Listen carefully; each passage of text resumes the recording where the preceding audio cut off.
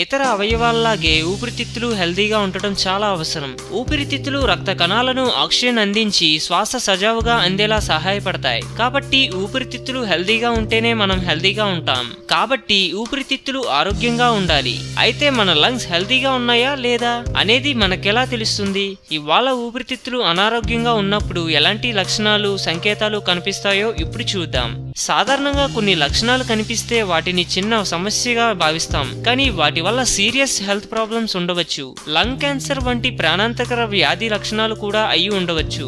Lungs బలహీనంగా మారడానికి smoking, శ్వాస సంబంధిత సమస్యలైన ఆస్తమా, ఇతర వైరల్ ఇన్ఫెక్షన్స్ కూడా ప్రధాన కారణాలు.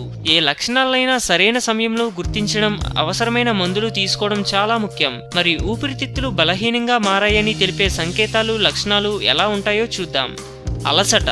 చాలా తరచుగా అలసిపోవడం, రోజు చేసే పనినే చేయడానికి ఇబ్బంది పడుతున్నారంటే మీ ఊపిరితిత్తులు బలహీనంగా మారుతున్నాయి అనడానికి ప్రధాన సంకేతం. శ్వాస అందకపోవడం.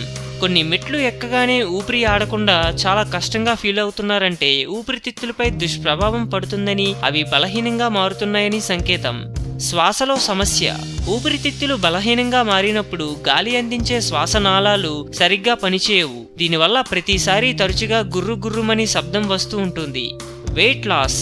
ఏ కారణం లేకుండా మీరు బరువు తగ్గుతున్నారంటే వెంటనే డాక్టర్ని సంప్రదించి చెక్ చేయించుకోవాలి. ఇవి లంగ్ డిసీజ్ ని సూచించే లక్షణం అయ్యి ఉండవచ్చు.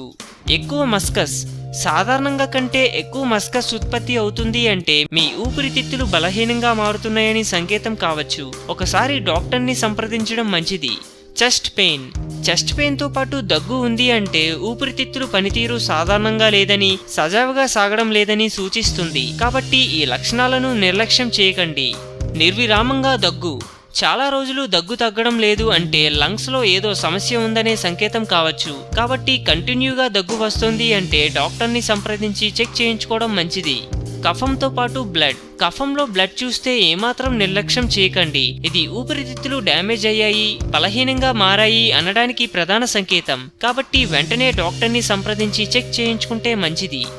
ఆరోగ్యమే మహాభాగ్యం అన్నారు పెద్దలు. సో మేము పెట్టే అప్డేట్స్ ని రోజు ఫాలో అవుతూ మీ ఆరోగ్యాన్ని కాపాడుకోండి. మీకు ఏమైనా టిప్స్ తెలిస్తే కామెంట్లో పోస్ట్ చేయండి. చివరగా సబ్స్క్రైబ్ చేయడం మాత్రం మర్చిపోకండి.